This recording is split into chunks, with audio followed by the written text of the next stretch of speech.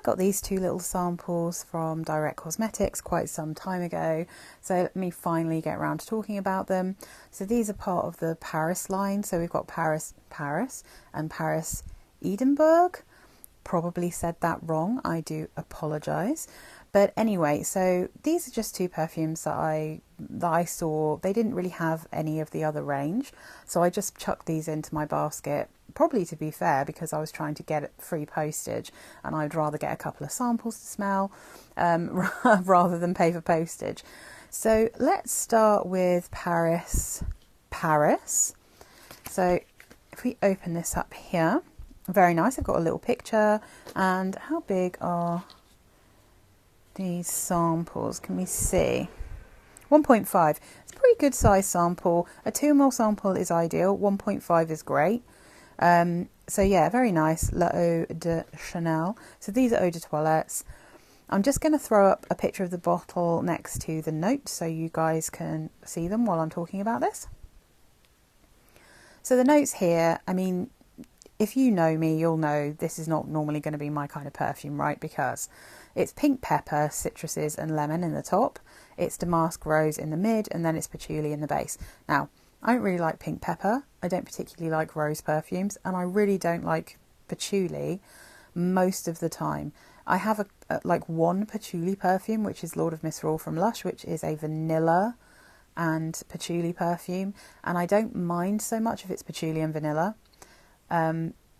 But yeah, I mean, if there's flowers or fruits in there, I tend to be put off. So when you first spray this, it is a lot of patchouli pink pepper going on. There's a lot of that. It's got quite a classic rose when you first spray it, but then this starts to dry down into a very gentle pink smelling rose with a very soft and not too sharp citrus. And although this is not really my kind of perfume, generally speaking, I do think this is one of the nicest incarnations of this kind of light citrusy rose patchoulis that I've smelled. It has a lovely lemony citrusiness that kind of reminds me of a fresh lemonade, but like with a wateriness and a sweetness to stop it being too bitter and too acidic.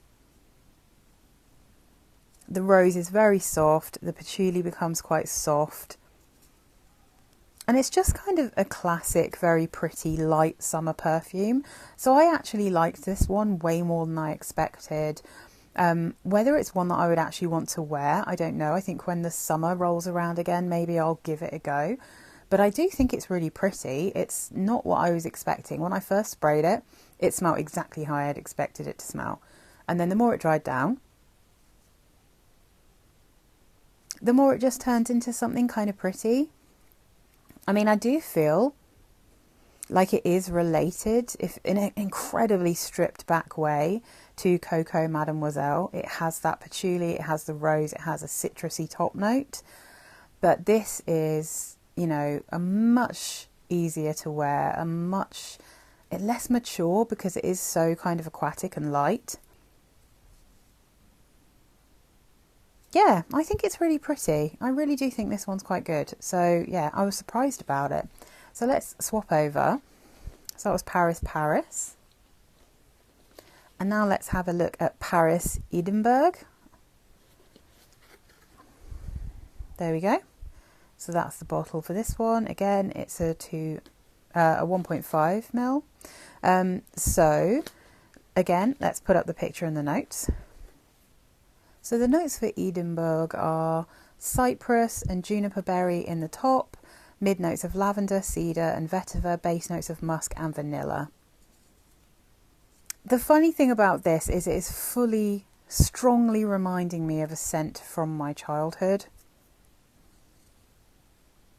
And I'm not sure if I can explain what it is, because this definitely smells very masculine at first and then it becomes more unisex, but still is something you'd expect to smell on a man more, I think, than you would on a woman, you know, when you think of classic perfumery, because of that cypress, because of the lavender, the vetiver, the cedar.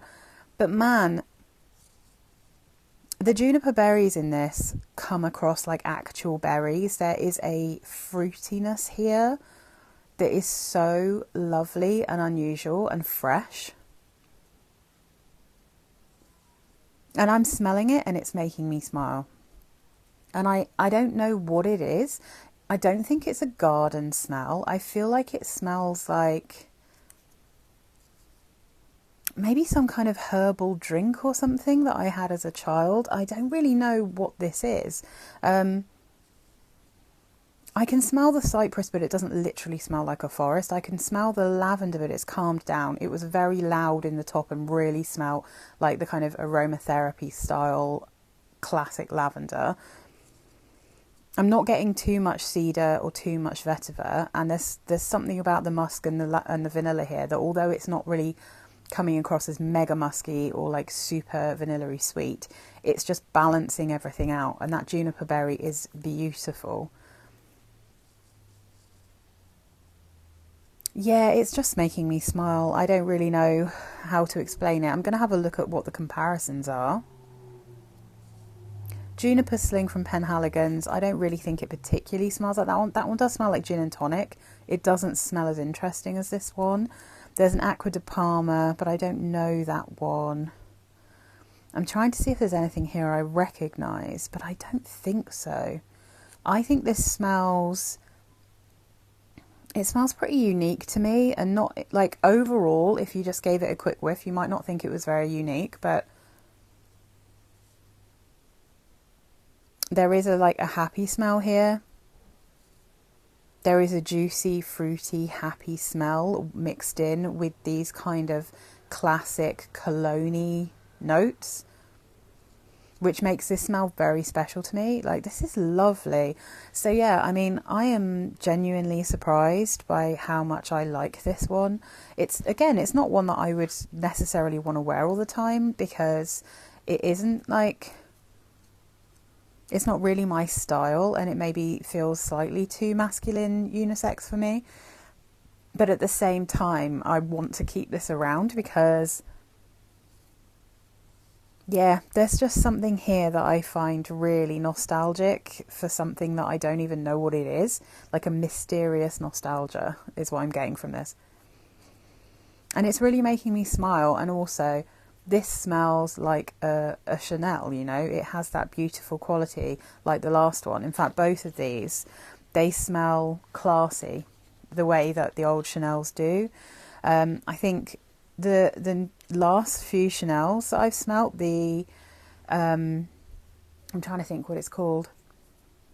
Oh, the Chanel Chance, the new one in the purple bottle. I can't even remember what it's called. That one smells really chemically and nasty to me, and I really don't like that one. And I really didn't like the Chance Eau Fresh Eau de Parfum. That smelled like that tarry aroma chemical. These both smell natural and pretty. They almost smell like they're made with much more natural ingredients. They don't smell quite so aroma chemically to me as some of the newer Chanels. And that's one of the things I like about Chanel, because although I only have I think I only have 3 Chanels in my collection, they just hit in a different way. They just smell classy. And I think Chanel hadn't lost that up until recently. Like, they were always smelt chic. And the same way the clothes for Chanel up until recently, they were always chic, you know, and these just smell so good. Like, and I'm not biased. Like I said, I've only got 3 Chanels. There's many more I would like, but they're too expensive, the exclusive line. But I'd love to smell more from this Paris collection, because I think these are beautiful. Both of these are perfumes that aren't that similar to the kind of thing I would normally choose to wear. But I really like them both. I think they're both very good perfumes. They're also quite light, don't get me wrong, but they're lovely. Yeah, I really like both of these. So yeah, that's an unusually positive review from me on some more modern perfumes. But yeah, so let me know if you smelt these and what you think. But otherwise, that's it. Thanks for watching. Bye.